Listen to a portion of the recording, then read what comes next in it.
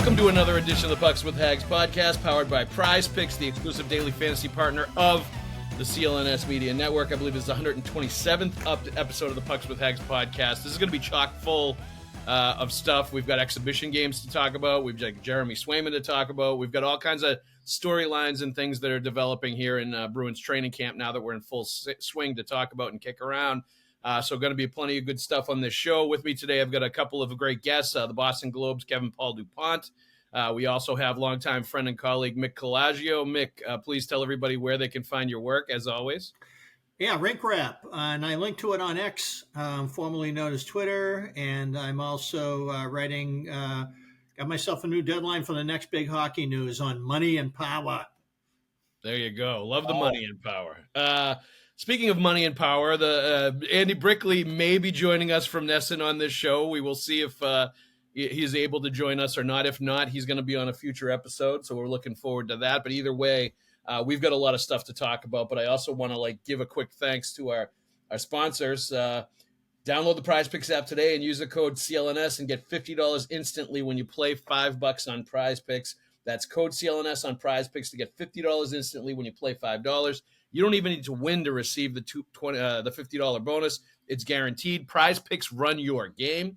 Also, take the guesswork out of buying tickets with the Game Time app. Sundays, Mondays, Tuesdays, doesn't matter. You can get tickets any day of the week with Game Time. Download the Game Time app, create an account, use the code CLNS for $20 off your first purchase. Terms do apply, but again, download the Game Time app, create an account, and use the code CLNS for $20 off your first purchase. Download Game Time today. What time is it, Mick? Game time. Game time. It's a game time decision you must make. That's right. All right. First things first, let's talk about the exhibition game, the latest one. And we'll get into both, but 4-2 win for the Bruins. Much better second game for Fabian Lysell. Obviously scored a goal. I thought looked very aggressive, assertive, was not hesitant with the puck, was making plays, was noticeable. Merkulov, same thing, making a lot of plays, looked fast with the puck. You saw why they're prospects, I thought, in this game, and they showed some of their best stuff. They weren't dominant by any means, but I thought it was a really nice step forward for them if they hope to compete for NHL jobs. Matt Patra, I thought, looked really good first time out, looked healthy, looked like he was doing a lot of the things that he did the last time out, and he was doing it on the wing, which I thought was also encouraging. That gives them some flexibility if he can play center and wing as far as, what he could do at the NHL level or even, doing a little bit of both in the AHL to start. And Eunice Korpisalo, perfect 7-save performance to start out. Didn't see a ton of shots, but stopped everything he saw. Had a couple of good saves. That was a nice first step for him in what is going to be a big training camp where there's going to be a lot of eyes on him until the goaltending situation gets resolved here one way or the other. Dupes, your takeaways and what you thought after watching the game last night. No, I think you covered it. If I sound a little preoccupied here, it's only because while we're doing this, I'm setting up the GoFundMe page to get Brick a new laptop. What a pathetic performance. Hey, it's the preseason for Brick, too. Hey, I guess it was like watching the Fred Flintstone, and I should talk. You know what?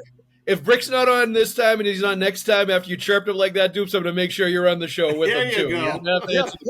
Please put this and link it. Do whatever you got to do with it. So, random thoughts, and I won't go on long here because I'll leave that to Mick. Agreed that Lysell and Merkulov were noticeable, and I think what we have to keep in mind when we watch both of these guys is the framing here is they've got to play in your top six, right? Yep. They're not auditioning for third line, fourth line grinders, face-off specialist, all that. They're in there. Basically they're in there to win it. They've got to play in the top six to be valuable to this team. I don't know if they're ready for that.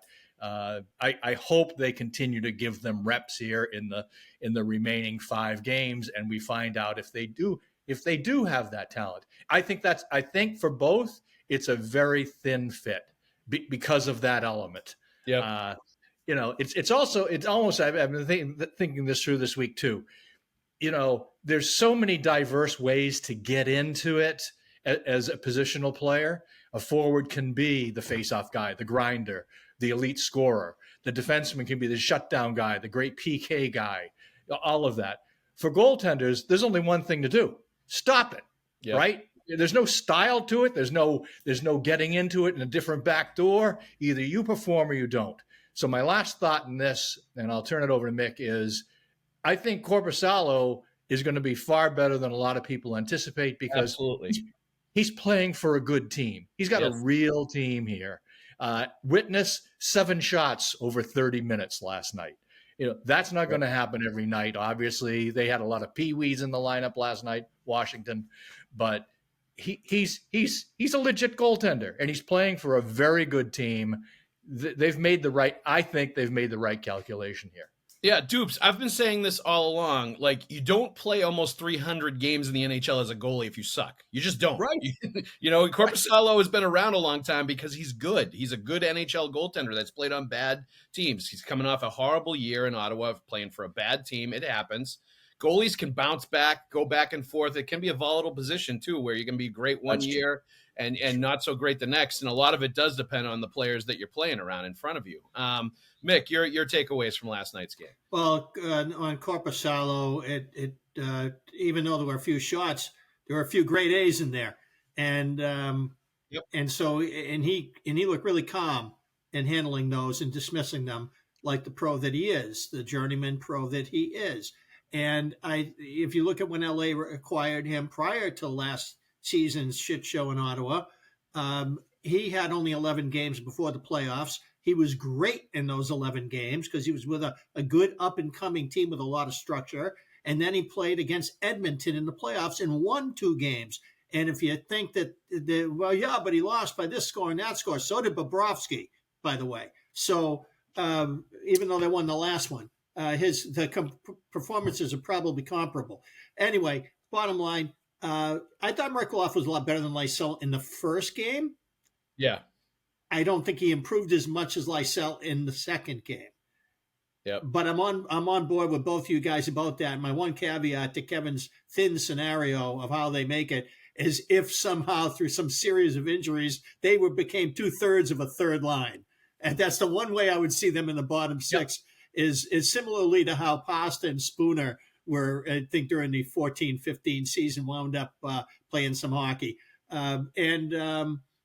Anyway, if I got my Spooner timeline right, but I know my Pasta part is right. But there's a scenario there where Merck, I think, is the trickier fit because he's really a centerman who can play some left wing, and he doesn't seem to respond as much and spike as much, but he's a good quality player.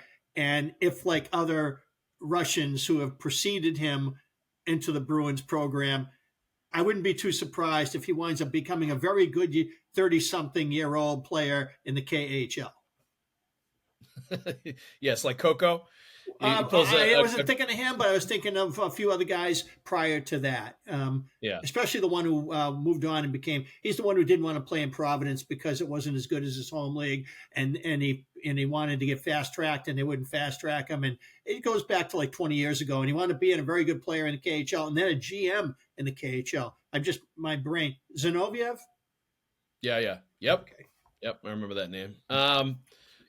Another player last night that factors into all this mix too is Tyler Johnson. Thought he was pretty good last night. It's interesting that they're playing him on the wing or looking at him at wing and center, and that he can do both. And I think he's kind of adept at both. Made a really nice pass to Brazeau for that like one-touch backhander that he scored.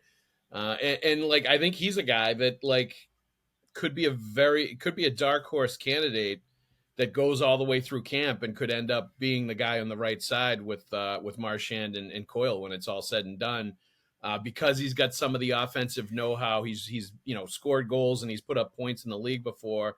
He's won the cup a couple of times. He thinks the game really well. Like in some ways, I think he would be a really good complement to them because they would kind of all be on the same wavelength. And I think he showed last night that he's a guy that you're going to have to watch throughout camp because there's still some game there. This isn't like the Alex Chasen thing last year where he came in a tryout and you could tell pretty quickly that he didn't have it anymore and that he wasn't going to be playing in the league. I think Tyler Johnson looks like a guy that can still play. So it's going to be interesting to watch that. Well, I'm having a hard time with this whole thing. And I think the reason is because I see a couple of things happening. One, I feel like he's a stick who knows how to be better than everybody else who's going to get the initial looks in that right wing spot. But I don't know sustaining it forward when the hockey ramps up. Now, granted, you could say 17 goals in 62 games or whatever it was with the Blackhawks last year, that projects to over 20. Plus, he's on a good team, so the plus minus will be better, all of that stuff. The last time he was a really relevant hockey player, he was playing 10 minutes a game on the fourth line when Tampa won the Cup in 2021. Now, granted, you could also argue that he was phased out because they were freaking loaded. They were a wagon. And so maybe he was more there than I'm giving him credit for through saying this. But I don't know. I don't feel like it's the answer they want. I feel like it's one that would plug the dike. It would give them serviceability in regular season situations, kind of like a Shattenkirk as a forward kind of a guy is how I look at him. Good, maybe good for the team, good to have around. But if he's your answer there, you failed.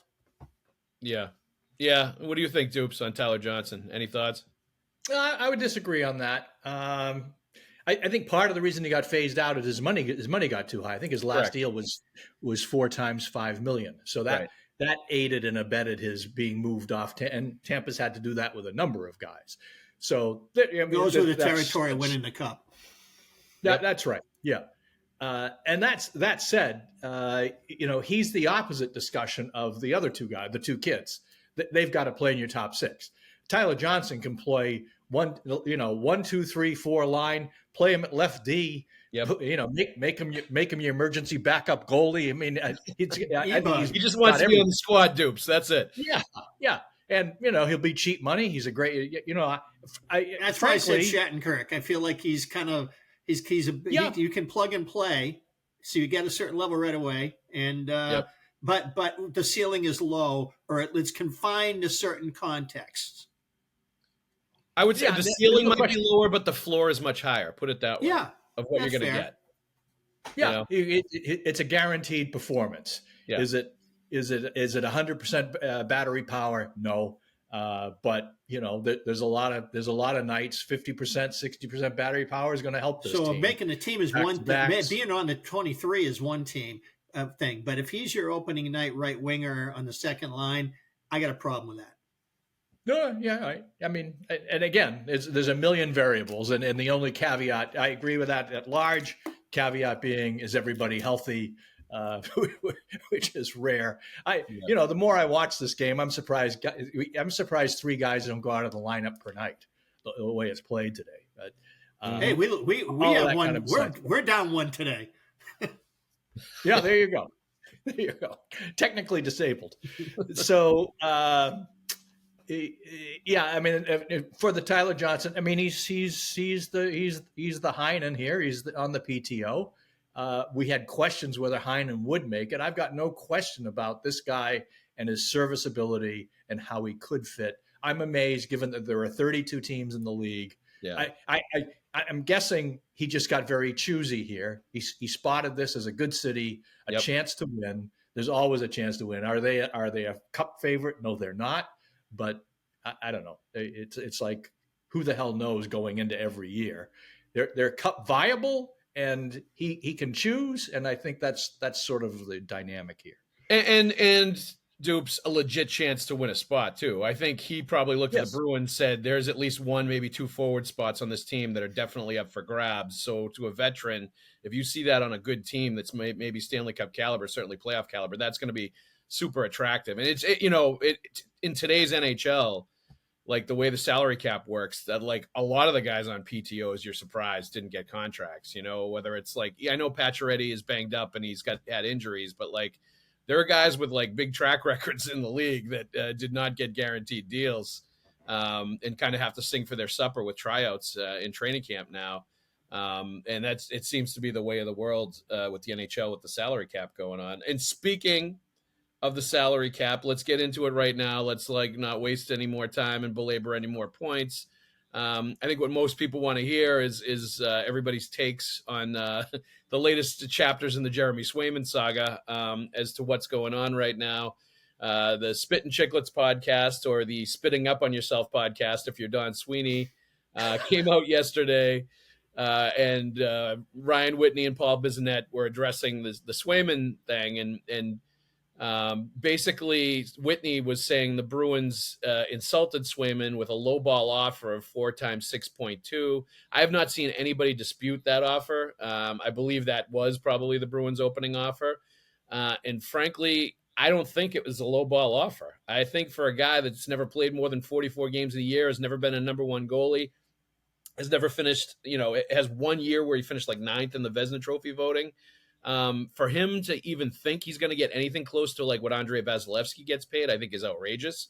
I think it's completely like on Planet Zippy. I don't think it's anywhere close to what is reasonable for what he should be getting paid.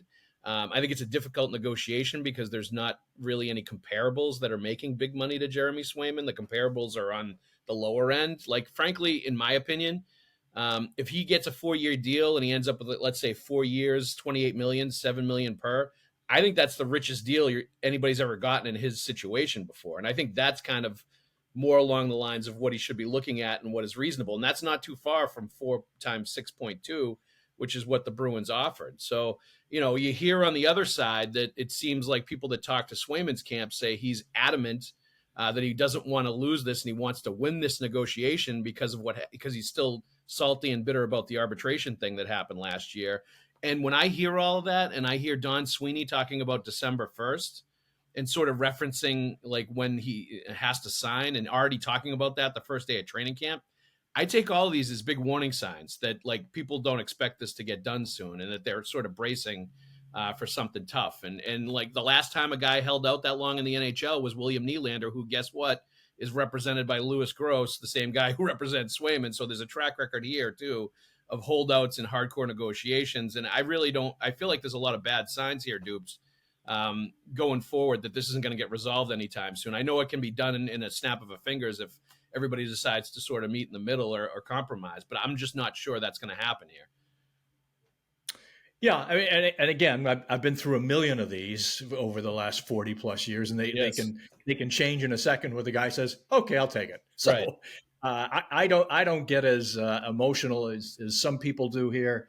I'm talking about the fan base who, no matter what I'm writing these days, the comment that gets attached to the Globe Digital story is, "Yeah, but what about Swayman?" Right. So they came out with that 4 times 6.2 figure within 48 hours after I wrote. The corresponding deal in my mind is Saros down in yes. Nashville. Yes. His bridge deal 3 or 4 years ago was 4 times 5 million. Right. I just looked at that and said, that's this guy. Yes. And the bridge deal for Jeremy Swayman, I felt, was 4 times 6 million. Right. Yes. Doesn't mean I'm right, but that's how I conjured it. Yep. And again, I don't get these figures from Don Sweeney or anybody in Bruins management, so they don't talk to anybody. Didn't Allmark get the same deal in Boston? 3 times 15, yeah, $5 million a year for 3 years. Yes, that's exactly what Allmark got. Yep. So no, it was 4 times 20. 4 times right. 5. You're right. Yeah. Now, if he wants to hold out, I think he can probably squeeze him for 4 times 7 million. And right. I think that would be an excellent deal. Yes. If we went the other way, guys, and we looked at Charlie McAvoy as the high water mark, who they've positioned him as a franchise defenseman. And in my mind, if you've got a franchise goalie, not everybody agrees on this, but I think franchise goalies are worth what franchise defensemen are, even though they're not going to play 82. So is he 9.5? At this stage of his career, I would say no. No way. But if he wants to go out to 8, I could see him getting 8. If it's a longer term deal, though, right? If it's like the max deal or close to, I think so too. Like I could see it because you're buying out free agent years. I could see that the number going up for sure. That's the base. I call it the basic Ottawa deal, where everybody gets 8 times 8 million. I think they got 5 guys with that deal. Right. So if I'm Jeremy Swayman, frankly, I'd be looking at Ottawa and say, wait a minute, I'm worth that. And you can argue it. So in my mind, he's 4 years around 6'5", 6'8", somewhere, or he's 8 years times 8. And all he has to do is say yes. I want to take a break from the show to tell you about my friends at Prize Picks, a great sponsor of the Pucks with Haggs podcast. PrizePicks is the largest daily fantasy sports platform in North America and the easiest and most exciting way to play daily fantasy sports. Instead of battling thousands of other players that could be pros or sharks, you simply pick more or less than on 2 to 6 player stat projections, and you watch the winnings roll right in. Right now, you could go with Tyreek Hill for more than 90 yards receiving and Dak Prescott for more than 263 passing yards, Josh Allen for less than 240 passing yards, and my boy CeeDee Lamb on my fantasy football team for more than 96 receiving yards. Or you could go with my guy Kyler Murray after he helped blow up the Cardinals offense last week and really has shown now that he's all the way back from injuries. So that's my special pick is Kyler Murray. Go with him to put up big numbers across the board, rushing, passing, TDs, all of it. Right now, 1 Caleb Williams passing yard gets you 1 win on PrizePicks every week in September. That's right. Only 1 yard gets you an automatic win every football weekend in September. 4 weeks of free W's. Don't miss this deal on PrizePicks because it's gone when September ends. You can also now win up to 100 times your money on PrizePicks with as little as 4 correct picks. Download the PrizePicks app today and use the code CLNS and get $50 instantly when you play $5. That's code CLNS on PrizePicks to get $50 instantly when you play $5. You don't even need to win to receive the $50 bonus. It's guaranteed. What is better than that? PrizePicks, run your game. Let me ask you this, guys, before you get into your thoughts. Does it start to become a concern or a warning sign in either of your minds that it seems like that arbitration experience last year seems to stick in his mind and seems to be problematic? Like, has that poisoned the waters to a degree where this is going to become really difficult? Is that something that like becomes problematic because he can't seem to get over it? I'm not buying into any of that. I don't feel like that's Swayman's personality. I feel like he's a guy who educates himself, and that's what he's going on. He's looking at his graduate courses in business at Stanford and all that he's doing right now tell him this is where the cap's going. This is where the league's going. The cap went up this year. It's going up some more. I see myself here. This is what I think I am on this team. I believe in myself. This is what I think I'm worth. Pay me. I think that's all it is.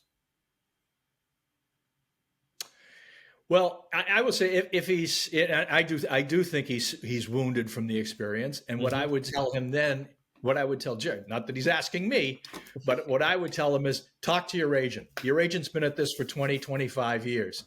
When you go to arbitration, you've volunteered to jump into the septic tank. So don't expect to jump in there and not get filthy dirty because that's the exercise. Yeah. And you chose it. Yep. You're right. Yes. He checked the box. I'll take arbitration, right? So if in the end you're wounded and you're hurt, and I don't know that he is, I do know, I do think he has that personality. I do know that there have been times his performance has been sort of questioned on a night, and he doesn't like that. He bristles. Well, yep. Yeah, he bristles, and again, hey, that's the position that people are going to be overly critical. So in the end, he's going to have to make a basic business decision.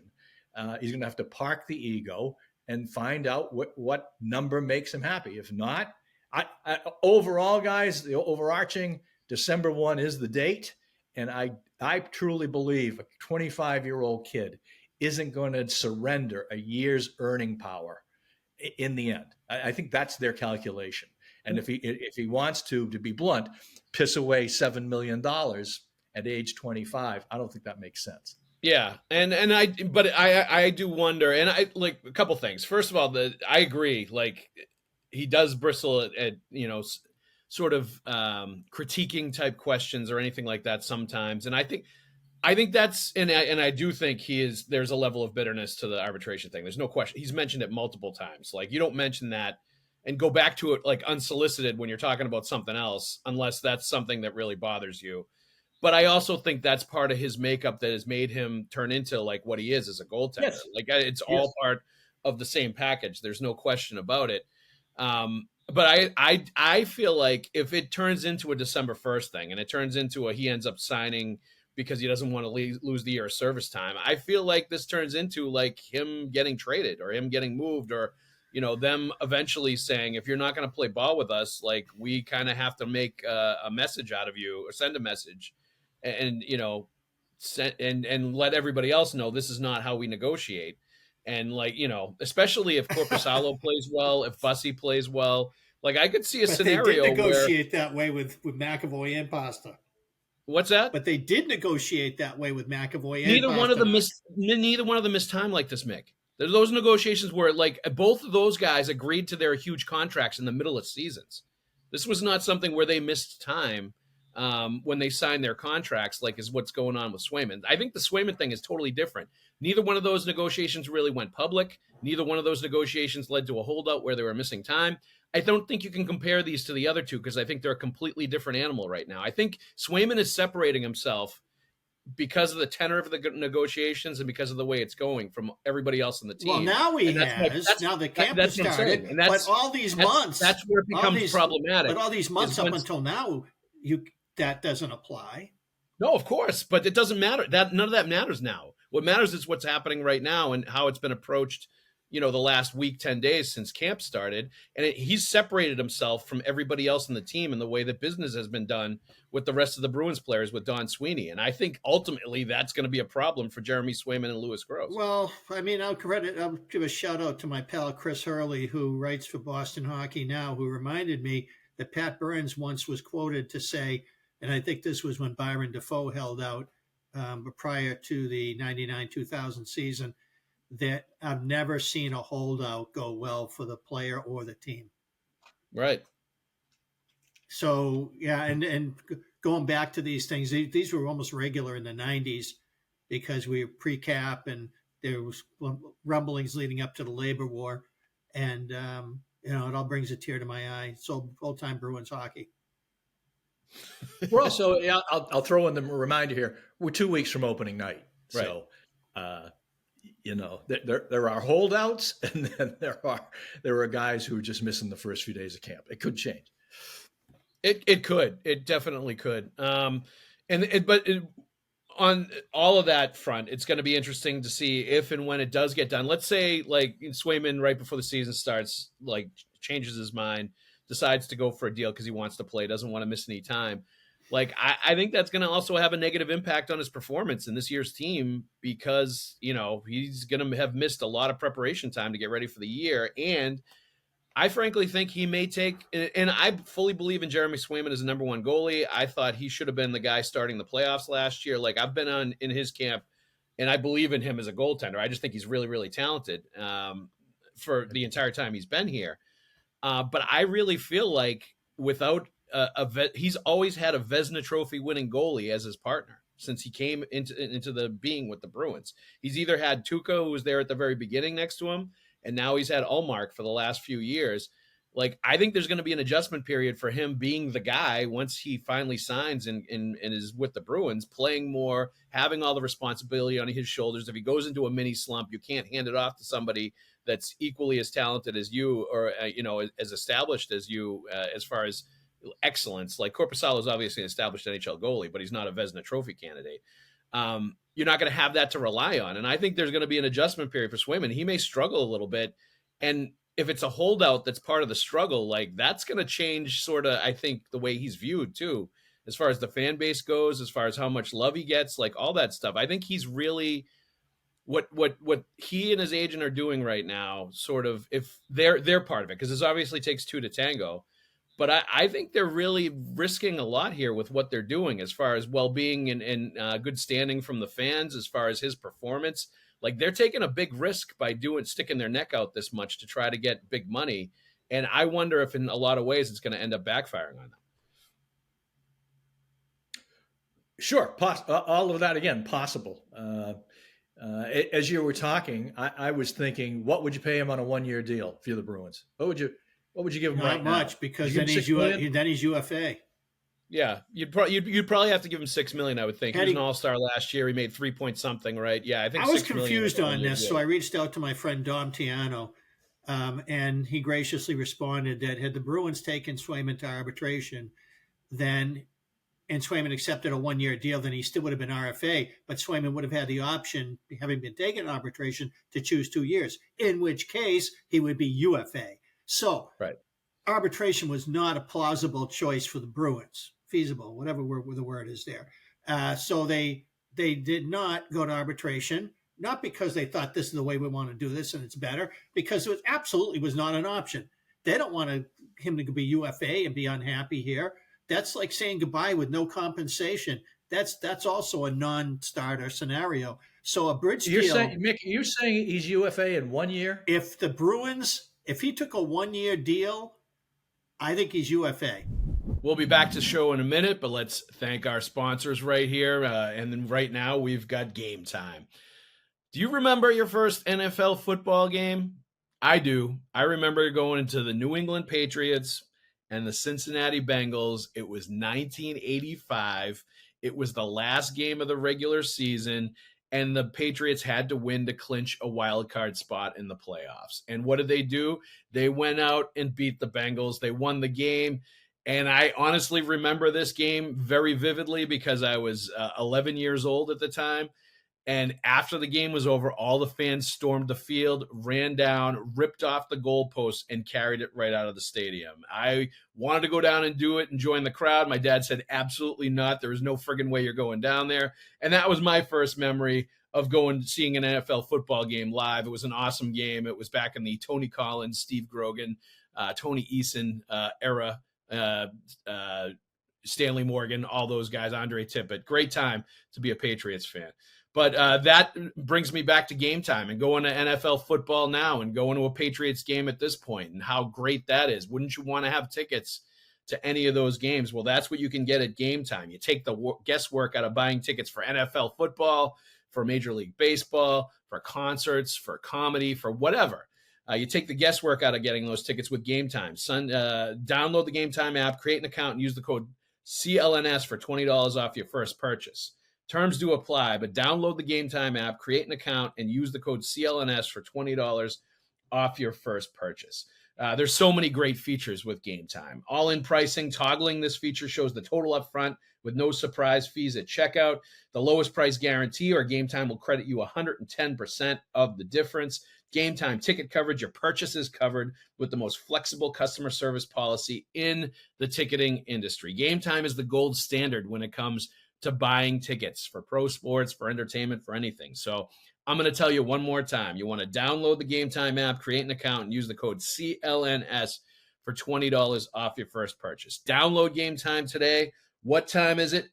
Game time. We've got an Andy Brickley sighting. You there, Brick? I was with you the whole way, Brick. I'm here. Can you hear me? In a second. What time is it, Brick?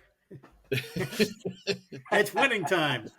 All right, Brick. Hey, I got a big meeting at NESN at 11. You're lucky I get on by 9:30. There you go. We are glad to have you, Brick. We have with us NESN color analyst, distinguished NHL alum, Melrose sports legend, and all-around bon vivant, Andy Brickley here with us. He conquered his iPad issues, and he is now with us, joining the show. Brick, we're in the middle of the Swayman discussion right now. Just sort of your take on where things are at. I was talking a little bit, and I see like there are some concern signs here. Don Sweeney mentions December 1st a couple of times. That in the first day of training camp, that kind of lets you know that things are a little more serious as far as the gap and the concern about him missing time. It doesn't sound like there's a lot of progress. Obviously, I think there's a big divide as far as you hear that Swayman and his agent want and what the Bruins are offering, and frankly, it's a difficult negotiation because he's a guy that's never played more than 44 games. He's never been a serious Vezina Trophy candidate, all these things. But it seems like what he's asking for, he would have to have all that stuff on his resume in order to, garner that kind of money. So it seems like there's a philosophical divide between these two sides. What's your concern level at right now with Swayman not being signed and sort of the tenor of negotiations to this point?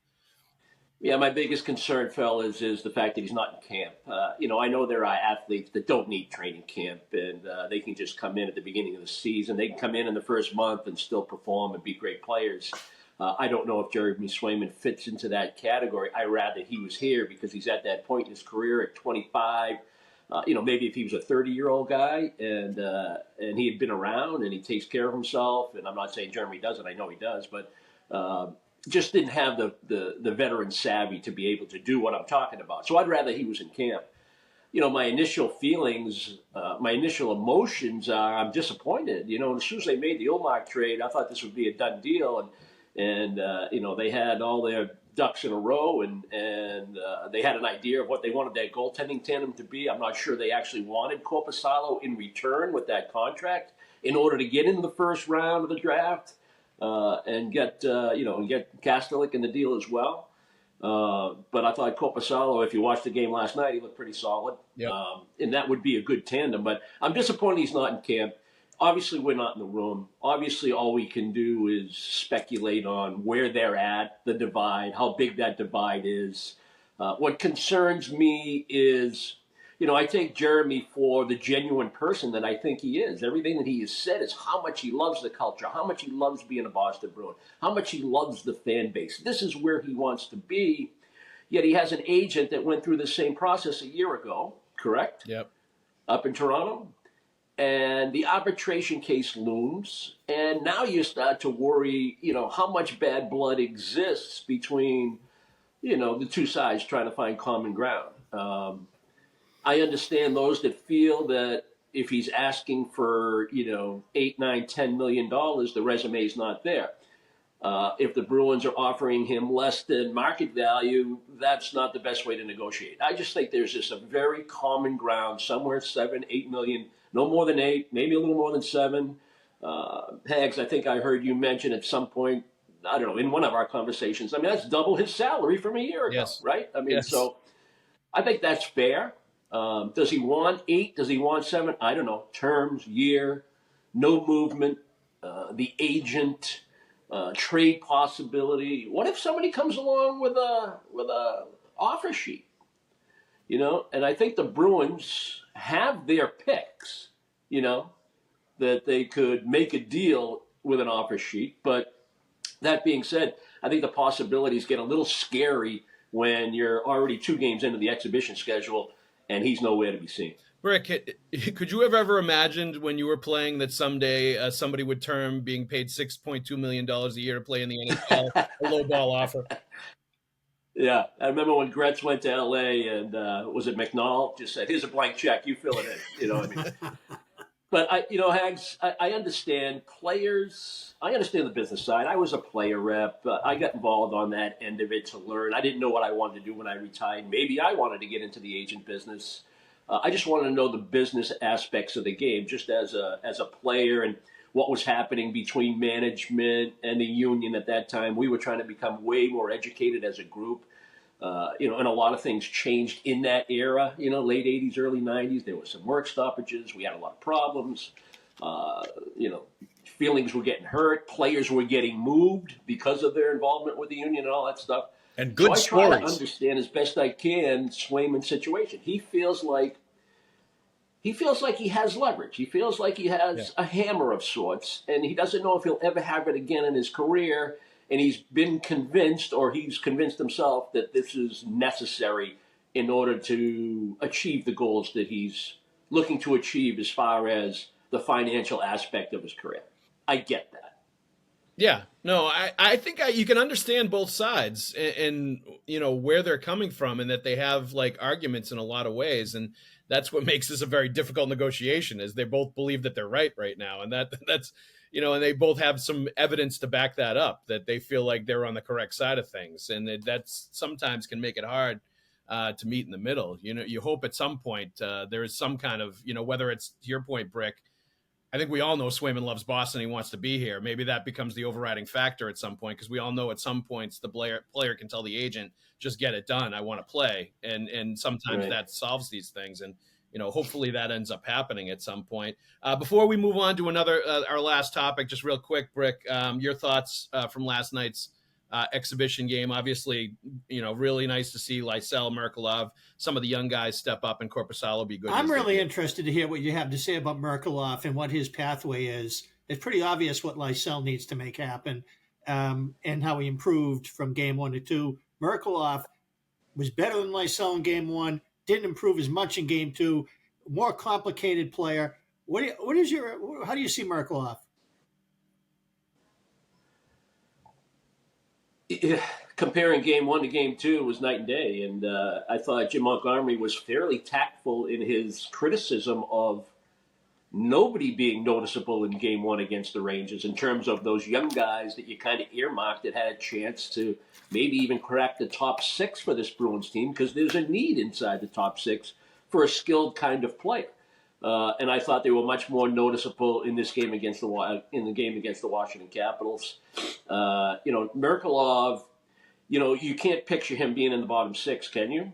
He's not a bottom 6 makeup guy. So in order to be in the top 6, he's got to have the puck. He's got to play with the puck. He's got to be creative. He's got to be impactful on the power play. He was a lot more noticeable in game 2. So I'm glad that he responded to the criticism, or the BC grade, or whatever you want to call it, that Montgomery and the coaching staff gave him. I think he's got a chance. I like his confidence. I like his skill set. I think he's a more complete player than, say, Fabian Lysell, so I think that gives him a better chance.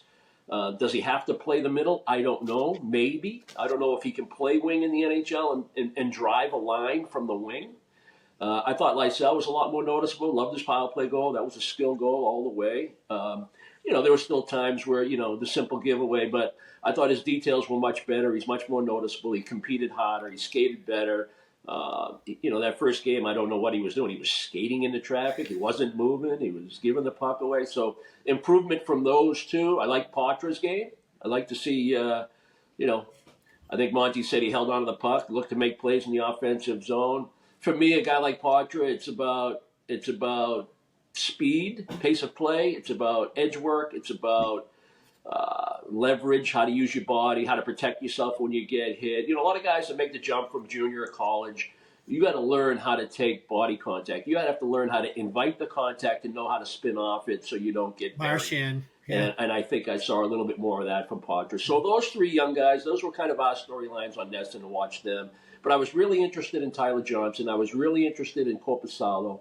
I was interested in Brazeau. Those were the guys that I was focused on last night to see where they're at, what their camp's going to be like. I don't think, even a guy like Brazeau, I don't think he's going to be handed a job. He's going to have to come in and earn it. I like what I saw from him. He seems like that type of kid that's going to grab this opportunity and make the most of it. And I think the young guys should be doing exactly the same. So I like the improvement from game 1 to game 2 in the exhibition schedule, but I'm still waiting for somebody to really pop, to say, this kid's going to get a look right up until October 8th and have a chance to crack this lineup. I don't think we're there yet, do you? No. I think you're waiting for the Matt Patra of last year, right? That kind of a performance. Yeah. You just take the bull by the horns and seize it. No, definitely not. But good step forward in the right direction certainly for Lysell, who I think they really want to look at as, a potential right wing guy. There's only so many guys that the Bruins have in their system that could potentially replace the skill and game breaking ability that DeBrusk had when he left, and he's one of those guys that maybe potentially, has some of that skill and that ability. So it'll be interesting. And I like when those guys get an opportunity to play with bona fide NHL offensive talent. Yep. You also have to consider that, who am I playing with? What kind of players are they? Are we a good mix? Do they understand the art of the give and go? Do they understand how to isolate players and create 2-on-1s? Do they understand the triangle offense and how to create offense once you enter the offense?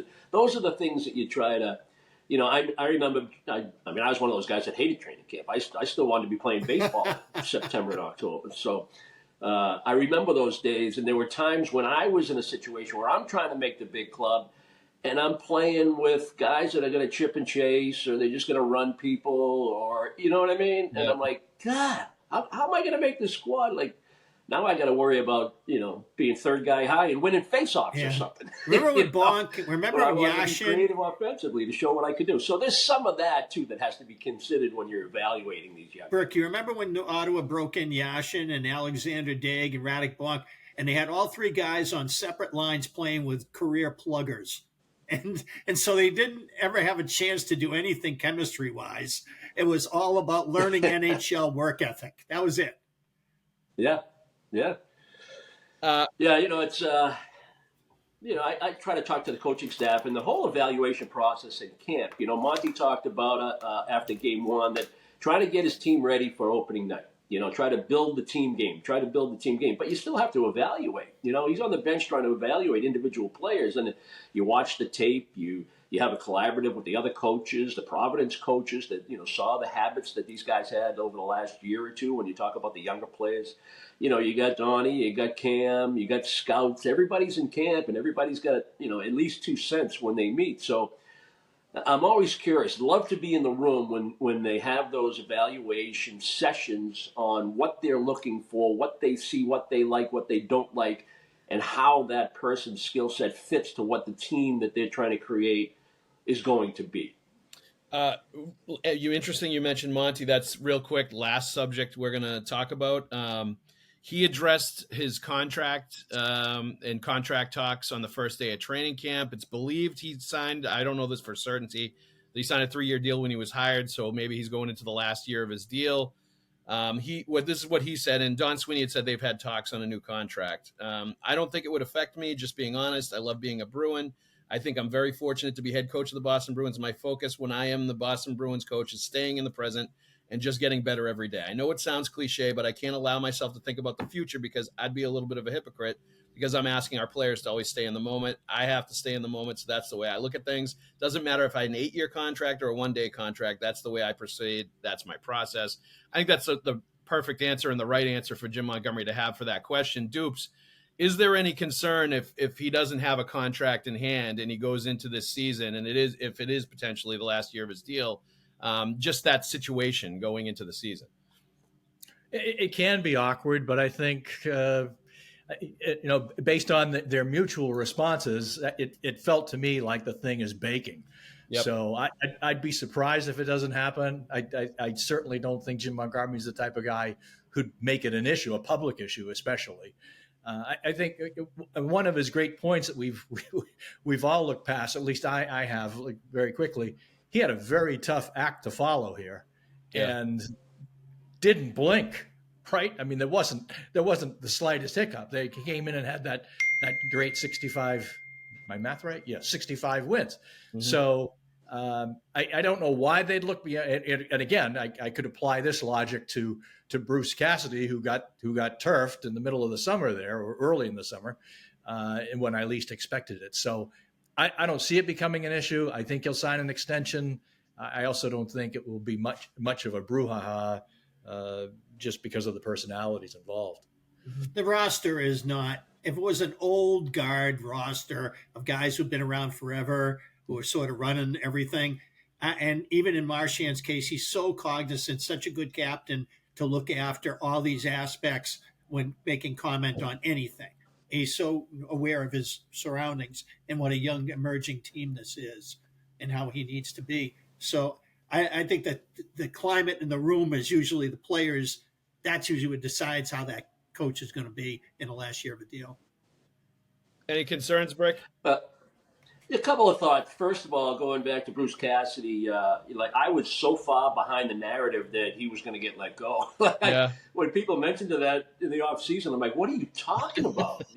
This guy's a great coach, and he's old school, which makes me, like him even more. Yeah. And I get times change and athletes change and hockey players are in that category and you have to coach differently. I get that. I played for tyrants when I played, it's just the way it was.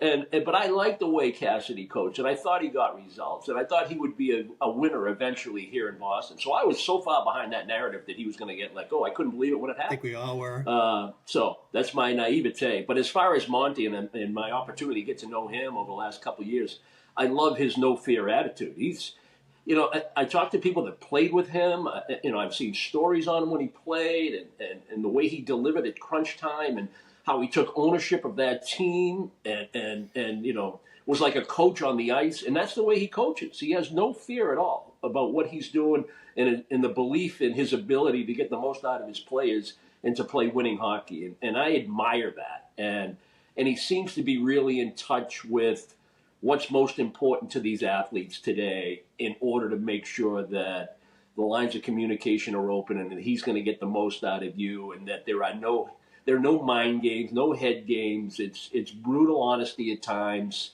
but it's delivered the right way that the player, you don't lose the player. And I fully expect him to be on board for multiple years to come. Very good, Brick. Thank you very much for joining us, Brick. I'm glad you got here. Dupes, Yeah. Nick, thank you very much for joining us as well. Let's all do this again real soon. I do want to thank our sponsors real quick. You guys hang on while I do this and sign off, if you don't mind. Take the guesswork out of buying tickets right now with Game Time. Download the Game Time app, create an account, and use the code CLNS for $20 off your first purchase. Terms do apply, but download the Game Time app, create an account, and use the code CLNS for $20 off your first purchase. Download Game Time today. What time is it, Mick? Game time decision, baby. It's game time. All right, there you go. Let's also download the Prize Picks app today. Let's thank the people at Prize Picks and use the code CLNS and get $50 instantly when you play $5. That's code CLNS on Prize Picks to get $50 instantly when you play $5. You don't even need to win to receive the $50 bonus. It's guaranteed. Prize Picks, run your game. Brick, Dupes, Mick, thank you very much for joining us today. Pleasure. Thanks, Haggs. Good to see you, boys. Everybody else, we'll see you at the ring.